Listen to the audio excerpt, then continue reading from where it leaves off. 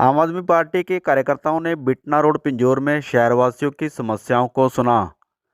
अंबाला में एक महिला का सब्जी की रेहड़ी पर बच्चे को जन्म देना शर्मनाक, कहा आप पार्टी के जिलाध्यक्ष रंजीत उपल ने। आम आदमी पार्टी के जिलाध्यक्ष रंजीत उपल ने बिटना रोड पिंजौर में शहरवासियों की समस्याओं को सुना और कहा आप पार्टी बनते ही सारी समस्याएं दूर की जाएंगी। आम आदमी पार्टी के जिलाध्यक्ष रंजीत उपल ने इसी दौरान एक प्रेस वार्ता के दौरान खट्टर सरकार पर बदहाल चिकित्सा व्यवस्था को लेकर निशाना साधा। यहां पर महिलाएं ज्योति चौहान, निशा शर्मा, कांता, अश्रिता, शगुफ्ता, विमलेश मौजूद रही। आम आदमी पार्टी के जिलाध्यक्ष रंजीत उपल ने खट्टर सरकार पर निशाना साधते हुए कहा कि बदहाल स्वास्थ्य व्यवस्था के कारण हरियाणा के हालात दिन प्रतिदिन खराब होते जा रहे हैं। हरियाणा में भाजपा सरकार पूरी तरह से विफल हो चुकी है। उन्होंने खट्टर सरकार से डॉक्टर्स के खाली पड़े 50% से ज़्यादा पदों के भरने, हॉस्पिटलों में मशीनों के प्रबंध और हॉस्पिटलों के जर्जर हो चुके भवनों को ठीक करवाने की मांग की। उन्होंने ये भी कहा कि हरियाणा के गृह और स्वास्थ्य मंत्री अनिल विज के अपने क्षेत्र में सरकारी हॉस्पिटल की लापरवाही का एक बड़ा मामला सामने आया, जिसने इंसानियत को शर्मसार कर दिया है। एक महिला ने सरकारी हॉस्पिटल की लापरवाही के चलते हॉस्पिटल के गेट के बाहर ही सब्जी की रेहड़ी पर बच्चे को जन्म दे दिया। यह हाल स्वास्थ्य मंत्री अनिल विज के गृह जिले का है। सोचो पूरे हरियाणा का क्या हाल होगा। उन्होंने कहा कि हरियाणा में स्वास्थ्य सेवाओं के लिए बेहतर सुविधाएं नहीं हैं। उन्होंने ये भी कहा कि गुरुग्राम जैसे शहर में 12 साल से कम आयु वाले बच्चों के लिए बाल चिकित्सा और आईसीयू नहीं है। यदि गुरुग्राम जैसे शहर में ये हालात हैं तो बाकी हरियाणा में क्या हालात होंगे। बड़े बड़े हॉस्पिटलों में भी मशीनें नहीं हैं।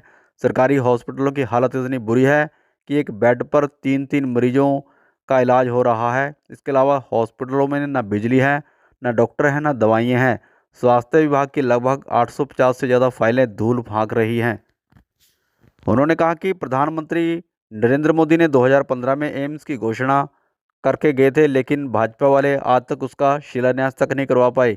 उन्होंने ये भी कहा कि भाजपा सरकार ने हरियाणा में 500 जन औषधि केंद्र खोलने की बात कही थी, लेकिन खोले केवल 93, उनमें से भी 50 बंद हो चुके हैं। आयुष्मान कार्ड मात्र एक छलावा है। कार्ड लेकर लोग दर दर की ठोकरें खा रहे हैं। उन्होंने ये भी कहा कि जहां हरियाणा में सरकारी हॉस्पिटल सुविधाओं के लिए तरस रहे हैं, वहीं दूसरी तरफ पंजाब सरकार ने अपना हेल्थ का बजट 400% बढ़ा दिया है।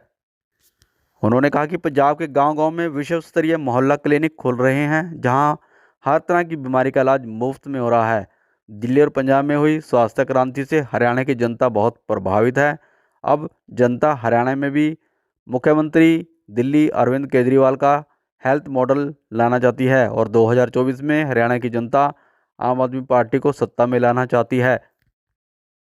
सबसे पहले हमें एजुकेशन की जरूरत है, पढ़ाई की जरूरत है। आपके बीच में छोटे छोटे बच्चे बैठे हैं, जिस दिन वे पढ़ गए, जिस दिन ये लिख गए, हमारे घर में गरीबी खत्म हो जाएगी, देश बिल्कुल सही रास्ते चलेगा। अगर गरीबी को खत्म करना है तो एक ही रास्ता है, वो है पढ़ाई। क्यों? इसलिए जिस दिन हमारा बच्चा पढ़ जाएगा, उनको नौकरी भी मिल जाएगी, उनको रोजगार भी मिल जाएगा और 3 पीढ़ियां बच्चे की हैं, बच्चे के माँ बाप और बच्चा खुद और जो आने वाली नस्ल है, वो 3 पीढ़ियां एक बच्चे के रोजगार से घर चलते हैं। हमने 75 साल हो गए हमारे देश को आजाद हुए। अगर हमने 75 साल के अंदर इतना समय इन लोगों को दिया, वोटें डाली, इनके लिए समय बर्बाद किया, हमें 75 साल के अंदर मिला क्या? सबसे पहली बात है कि हमने 75 साल अगर वोटें दी तो उसके बदले में हमें मिला क्या?